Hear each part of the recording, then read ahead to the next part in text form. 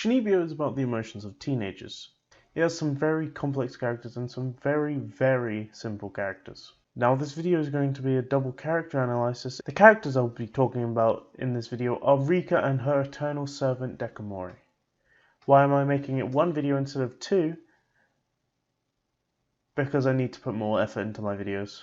And they need to be longer because I post once a month. So let's start off with my newest favourite character of the series, Sanae Dekomori of the Mjolnir Hammer. Deko is one of the most subtle characters whilst also being so full of character at the same time. I did watch The Scene twice, both in English and in Japanese, and all I need to say is Sumire and Brittany both pop off.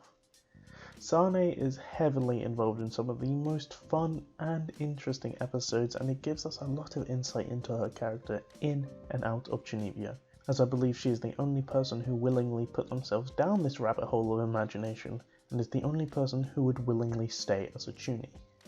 Now, let's get into it. But before that, could you please like and subscribe with notifications on? I really want to beat Josh to 1k because it will be funny. Thank you. And it will be epic.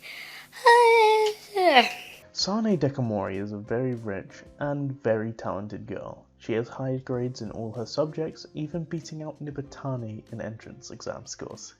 Even though she didn't need to because they had already accepted her into the school. She is well liked by her peers, and it is inferred that she is liked by her underclassmen. She is so well liked and respected that in her first year of high school she had enough influence to make an assumed pretty close school council election turn into a 70% approval rating for Nibatani.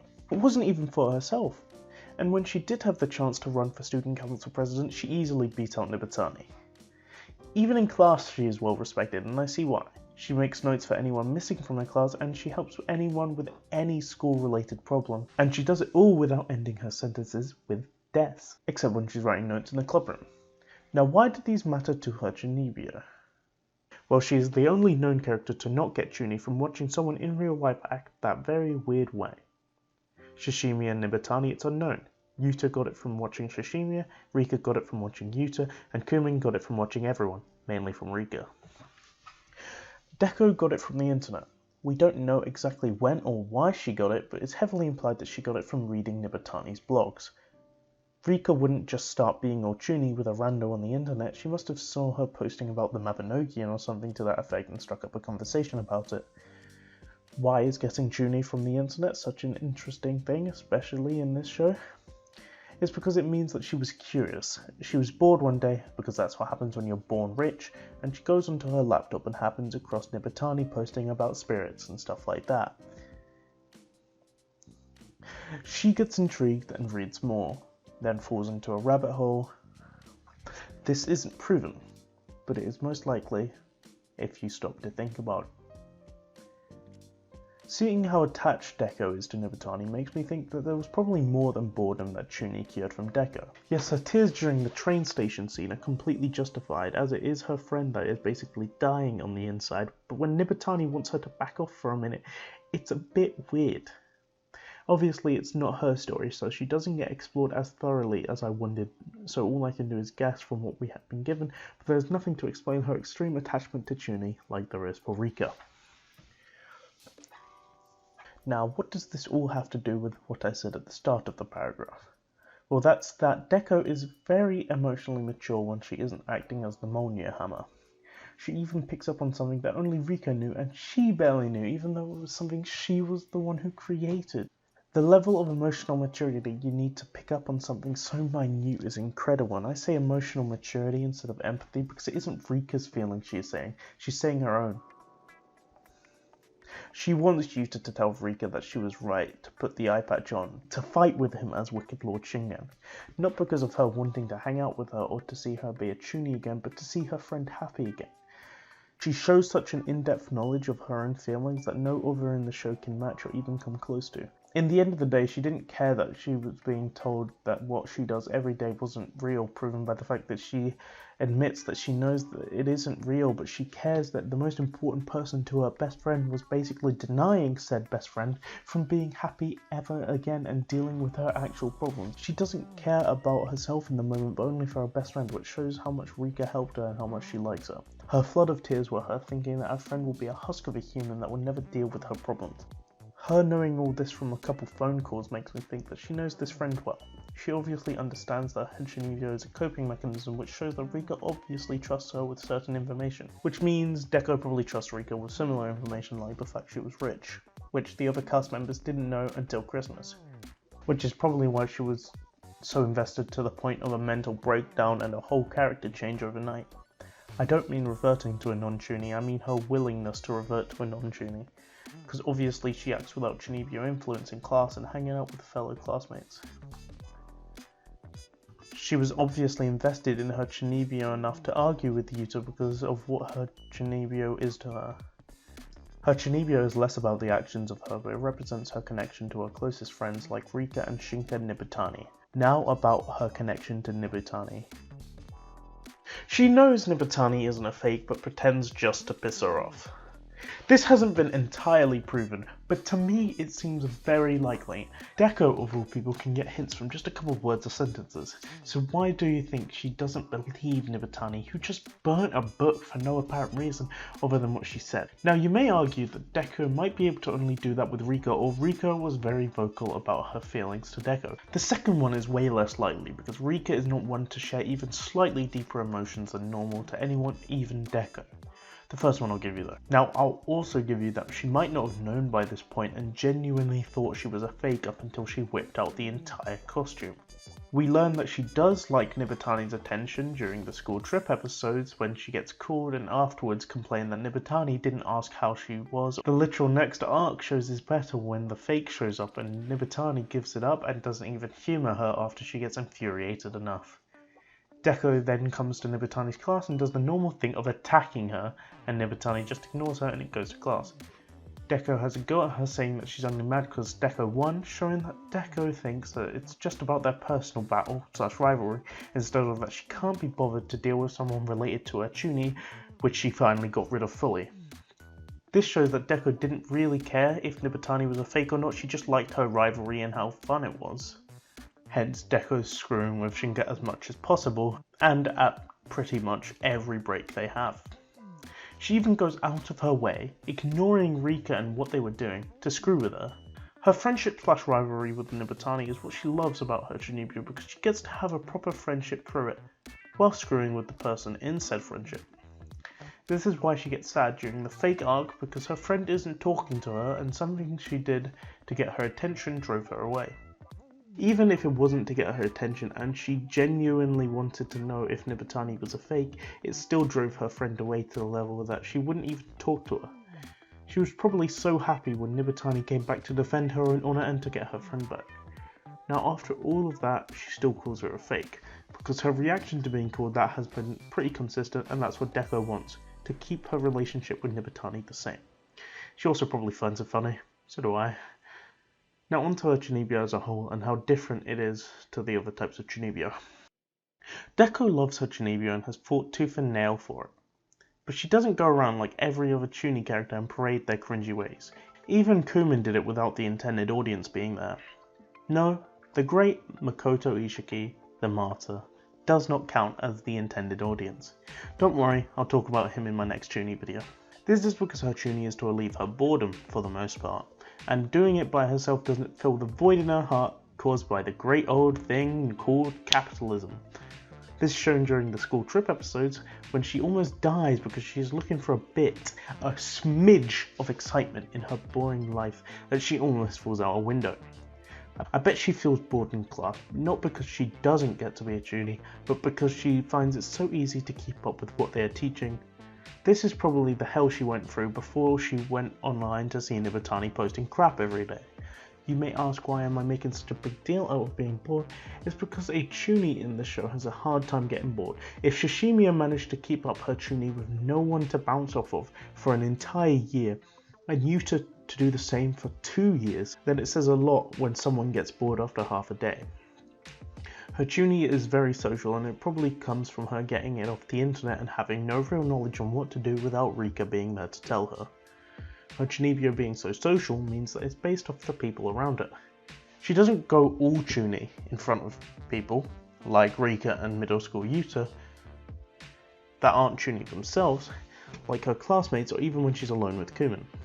She obviously does it so she can have fun, and there is no fun in doing it in front of people who won't actively join in. Hence why she looks so happy when there are more people joining in with their great battles. Obviously, when she gets right into Shishimi's groove when they meet and battle. She's not here to believe in this stuff truly, but she's there for fun, which is why it's so unique compared to the people who use it as a coping mechanism or even something they genuinely believe in. For Deko and our current understanding of her, it is neither of them, which makes sense for the unique way she got it. All this to say, Deko is a very mature person, and she knows why chuunibyou is important to other people as well as herself, and at the end of the day chooses to stay a chuunibyou because it is mentally better for her. So next we go on to the most complex character of the series, the fallen angel, owner of the Eye of the Wicked Lord, the eternal lover of the Dark Flame Master, the strongest of all, Rikka Takanashi. Rikka Takanashi is the single most complicated character in the series. It may seem that other characters are more complicated, but that's because we don't have as much to go off of than we do with the Eye of the Wicked Lord over here. She has the most screen time of any other character, probably I wasn't counting, and is quite simply one of the more fun characters to watch. So let's get onto this very weird and wacky character and explain why and how chuunibyou matters to her. Rikka is the saddest cases of chuunibyou in the series. Obviously, coming off of stress and sadness and confusion would secure that position easily. The sudden death of a person she looks up to and loves with all her heart would cause emotions that someone her age really shouldn't be feeling. Trust me. Having an out would have been great. For her, the greatest out was found. Watching that weird boy do weird things on the street would distract anyone from sad feelings. Her being inspired to act freely and to believe in what she wanted is the greatest coping mechanism for someone her age, which is what chuunibyou is to her if you didn't notice. chuunibyou is also her connection to her dead dad, as it connects her to her made-up afterlife which she created sometime after his death, when she saw the lights of the ships dancing on the water, and believing that it was the path to the afterlife, which was unreachable. And she needed a path to it. That's why she spent the majority of the first season going out to look for it. Only God knows what she was doing, because it took Yuta about 5 seconds to either find a path to it or create one himself. She obviously loved her dad so much and just really wanted to say goodbye because she never got to. Obviously she would create such strong feelings towards a chuunibyou and who created it. So let's talk about her relationship with the person who created it. She didn't hide her feelings towards Yuta until she realised them. There was many a clue to her respecting and maybe liking him from some of the earlier episodes, like her insistence to him calling her Rikka instead of Takanashi and getting sad when he doesn't, or her getting jealous that he was focusing on Nibatani so she hit him with a broomstick. Both of these don't mean that she liked him from the start, but they both show her wanting to at least be a friend to him. Of course she would want to be his friend. She spent 2 years watching him from the shadows, without getting caught I might add, and imitating him. He is the one that helped her be emotionally better and made her have a lot of fun. Deko brings us up in the greatest scene in the show. I've talked about the scene enough for today. I haven't. She obviously loves it when he pretends to be the Dark Flame Master, because that was the him that dragged her out of her mourning. She only starts feeling romantical towards Yuta after they come back from Rikka's grandparents because of his help towards reaching the invisible boundary lines. And the fact that she shared her deepest feelings with him didn't hurt those feelings either. Her not truly understanding it until Nibatani explains it is probably because of 2 reasons. 1, she was too busy with trying to finish finding the invisible boundary line, and number 2, she's probably only feeling a slightly stronger feeling towards him than she normally feels, because he was already highly regarded to her because of the dragging her out of the almost depression stuff. Even when they make a pact, their synergy and chemistry doesn't change as much as other anime, but it does in a realistic way. Obviously it wouldn't change much because it got interrupted by the worst action in the entire series, almost as bad as the creation of existence. Him deciding that she should change to make her family happy was the stupidest thing anyone could think up. The only character who actively fights this decision was Deko. Whatever, that's not what this is about. It's that after the initial fight that doesn't get extended past a couple blood seconds that she decides to agree, after the emotional part of her singing a song that her father enjoys. This shows that she was thinking about her father when making this life-changing decision. She not only had to think about him, but if the person who influenced her personality was worth more to her than the actual personality. She obviously thought yes because he is her boyfriend. But to give up seeing her father again, no matter if it was fake or not, is a very hard choice. I get Toko trying to do it because from her point of view it was literal insanity or mental degradation, to a child's level, not a 16-year-old's. But from Yuta's point of view, he knew it was a coping mechanism. Better than Toko. Anyway, I get sidetracked a lot when talking about this because it's realistically a stupid decision that could have been made in real life. For her to pick her boyfriend over her very important to her father who died suddenly shows that she really does love Yuta and respects him for letting her have the years of hope that he gave her. Now she loves him enough to think that, but not apparently enough to tell him that she was moving away. Now we don't have a reason for why she did this even though the question was asked in the show, but we do know that her love for Yuta did increase when he came together. Obviously, he let her see her dad again. So the moral of this story is that she loves Yuta because he allowed her to cope with her mental problems and her regret, like not saying bye to her dad because she didn't know he was going to die. Yuta had been allowing Rikka to do this even before he met her, and the fact that she's excited to meet him and hang out with him and got jealous when he didn't pay attention to her means that she really liked him before she loved him, making her feelings feel more real and solidified instead of suddenly eloping. I'm angry. Can you tell? I wonder what anime caused this wave of wrath right now. And the fact that it's related to chuunibyou makes what she feels in the movie so realistic. I will expand on that in the next topics. Rikka's thoughts and feelings on her own chuunibyou. Her chuunibyou is very special to her. Obviously it would be, seeing as it was the thing that allowed her to say goodbye to her dad and allowed her to meet and date the person who got her out of her sadness. Her chuunibyou obviously started as a coping mechanism, but after the need for it, it became something similar to Deko's. Obviously it wasn't the same as she would act as a chuuni when she was alone or with her classmates, but it was a way for her to advance her relationship with Yuta. She wasn't doing it on purpose. She's probably the least knowing of her own emotions, which isn't helped by her chuunibyou. Now these aren't her feelings towards her chuunibyou and are more about how she used them, but they relate. Obviously, or I wouldn't have mentioned it. So to get right into it, she felt and feels an incredible attachment to her chuunibyou. I mean, it was a coping mechanism and the thing that related her to her boyfriend. Anyone would be attached to something as important as that. But to go more in depth, we need to look at a flashback that explains how she got chuunibyou. Yuta wasn't acting however he wanted without intrusion from anyone or any thoughts.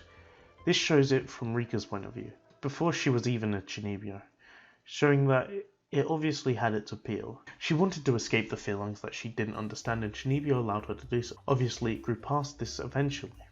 After she met Yuta and they started dating, it became something that she saw as the glue holding the relationship together. This didn't overshadow or even exist by the time Rikka was told to take off the eye patch. Her feelings towards the dissolution was clear in this episode more than they were in any episode in the series. It shows when put in a situation where she had to choose the person who helped her get through these emotions that she didn't understand, and her sister, or the thing that brought you to said person and will allow you to say a proper goodbye to your dad. Now, any normal person would go on a quiet night and let their emotions spill out at the grave, but Rikka isn't normal. I mean, she doesn't understand her own emotions about her dad's death until it forces itself out on the beach that night. Now obviously she chose Yuta and Toka over Chuunibyou, but it was probably such a relief when Yuta came back for her, and her feelings towards Chuunibyou probably enhanced 100% when she said goodbye to her dad. Probably because she went fully into Chuunibyou after this arc. This is when she stopped relating Chuunibyou to feeling free as much as she did during the first couple episodes. Because she started relating it to Yuta and their relationship, as it was the thing that saved it. I only made that connection now. 2:47 PM, 6th of January 2022. I look at that date and I get less stressed that I'm only 2/3 through this video. She related Yuta's love for her to Chuunibyou because she related her Chuunibyou to her love for Yuta. This is because she only really talked to Yuta after stalking him for 2 years straight and finding out what school he was going to. I bet that was Toka because I'm pretty sure she's either part of the Italian mafia or the Yakuza, or is a connection between the both because she knows her stuff. Seeing as Rikka only talked to him because of Chuunibyou and only taking interest in him as a friend because she saw Chuuni him, kind of makes her think that Chuuni caused their relationship. Which it did. It wouldn't have even ran into each other without Chuunibyou being involved. Now why does she think Yuta relates their relationship to Chuunibyou? This is something I call stupid. It's a simple thing that's called assuming people are the same as you, except to an emotional level. Now why would Rikka of all people think this? Well, it is something that she relates to her emotions about Yuta, meaning she thinks the opposite side of things feels the same way. There is no proof for this rational version, but there is proof for the fact that she thought Yuta relates their relationship to Chuunibyou in the movie, where she continuously worries about so much that she talks to her mother in person about it, and then only talks about it on the cruise ship. So in conclusion, she has very strong emotions for her Chuunibyou because of its meaning to her, both in a tool to deal with the past and the traumas that came with it, and in a way to advance her relationship in a way both sides can agree on. Now on to people who don't agree with her Chuunibyou, for the most part. Obviously Rikka's family was pretty adverse to her Chuunibyou. I mean, she was looking for their dead family member, and I'm pretty sure they all knew it had something to do with him. Toka even had to point out her father is dead and gone, and those days are too. Which is pretty sad. I can quickly flex my analysis muscles for once and go a bit in depth into Toka Takanashi's character. Toka obviously is a proud girl. This is shown by her blushing when the cast compliments her cooking. She is also very sure of her feelings and opinions. To keep up her position and how Rikka sees her, she doesn't get to talk on a personal level with her sister. Much like her sister, she had to look brave after her dad's death, so talking about it was off the table for both of them. This caused a little something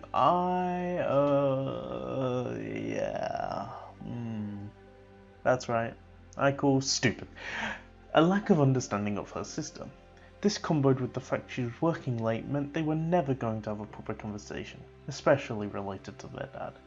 Then of course Rikka starts getting worse with her Chuunibyou. Now Toka probably had two options on what she thought this Chuunibyou was: denial or severe mental degradation.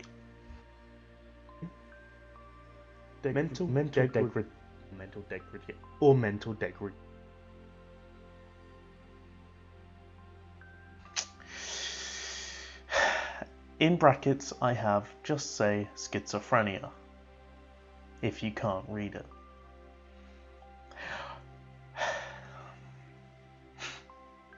One is a problem she can't solve, so she tries to fix the other one by getting Yuta, a person she knows Rikka is very close to, she does know how to sneak into his house, to help with the problem.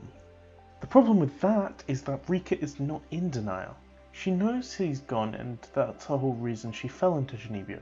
She felt like he was going to get better soon, so to her he was gone too soon to say goodbye to. The emotions that came out of that were what caused her to idolize Chuunibyou in the start.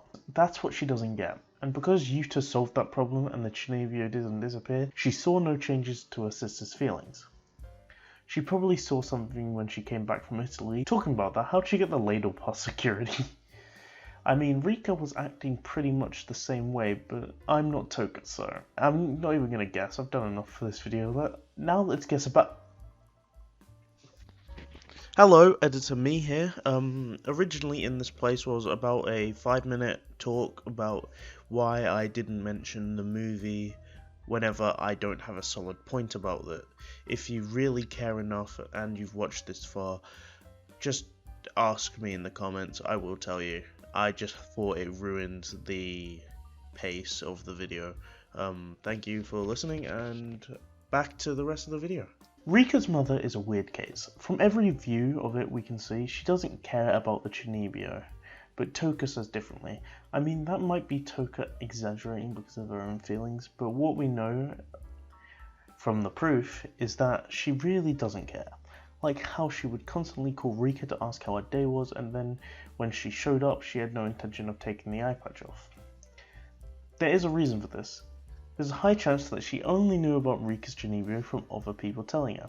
Rikka didn't move to Toka's place until the start of high school, which means she lived with her grandparents. This is shown by Nibatani saying that she went to middle school there. Also, her grandparents already had a personal feeling towards Rikka's chuunibyou instead of one you'd get from hearing about it over the phone. We know from the movie that her mum isn't free often because hospitals being pretty lacking in staff. Even if she got breaks to go see Rikka, which is across the country, Rikka didn't want to talk to her, so she would have avoided her. Even if Rikka's mother did dislike the chuunibyou, she quickly grew to not care, because as a reasonable family member should, she cared more that she wasn't talking to her daughter. She probably grew to like it in the end because it brought Rikka so many good friends and even a lover. Despite that, she was the closest to getting her to fully rid of her chuunibyou, and possibly did after the story because of what she said to her daughter in the movie. Some wise, loving words that helped her think about things. We didn't hear the conversation or even see it, but we do know that it wasn't negative in the slightest. The conversation affected Rikka by making her think more deeply into her feelings she already had about losing her chuunibyou as she grew more attached to Yuta, and if he'd still love her. Not if she would keep her chuunibyou. Frick you, Shishimiya. Anyway, let's talk about the most impactful family member, her granddad. He is the most horrible in the show to Rikka, other than Yuta that one time, and Toka when she was whooping her ass. Ever heard someone talk about their family member and their actions toward them as psychological burdens? If you have, then I feel sorry for them. That's how Rikka talks about her grandparents' home. Constant streams of psychological burdens and attacks. I assume it comes from her grandfather because outside of the extreme cases, Toka didn't really get involved in Rikka's chuunibyou, and the grandmother did act in a way nicer than her grandfather. There's other evidence like him being harsh to Rikka about her eye patch even in front of her friends. He is half of the reason Rikka acts so much like she does during those episodes, because the other half is her father, and he's dead, so... We don't have much more proof than this, but it's clearly not a good look for him. He obviously didn't affect her chuunibyou in the slightest, but just her mental health. Which, as I say again, is just sad. Anyway, this shows Rikka's feelings towards her chuunibyou and what it means to her is strong enough to completely destroy any attempts to rid of it. Except when what chuunibyou means to her starts destroying her chuunibyou in the movie. Chuunibyou meant so much and so many different things to Rikka that she would literally have gone insane without it. She is never without backlash from family, but she doesn't care. She just wants to be happy and functioning with her boyfriend. That means the world and beyond to her. I wouldn't be surprised if she kept her chuunibyou for long after the movie, and I wouldn't be surprised the other way. So in conclusion to Rikka's chuunibyou analysis, I don't have one. Honestly, imagine your own one. I have to record this today or I'll never have it edited in time for the release. I wrote this video 3 days ago.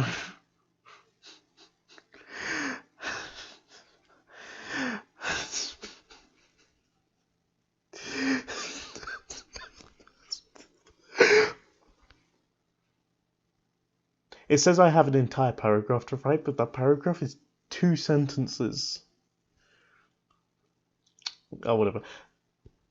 But honestly, I think I did a good job. And at my current level 2, I don't even think I need a conclusion to this section. Or the entire video. Watch this. This video will never end if I screw around. I'm not just saying that because I can't figure out how to write the conclusion.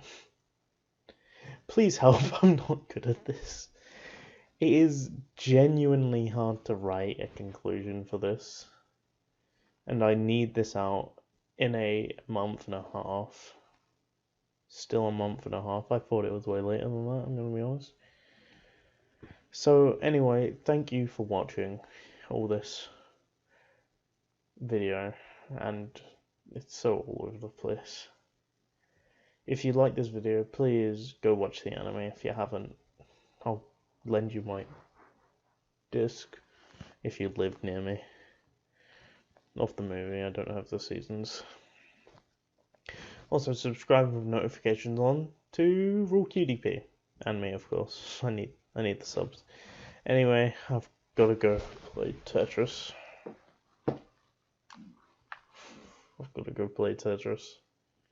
I'll see you later. Bye.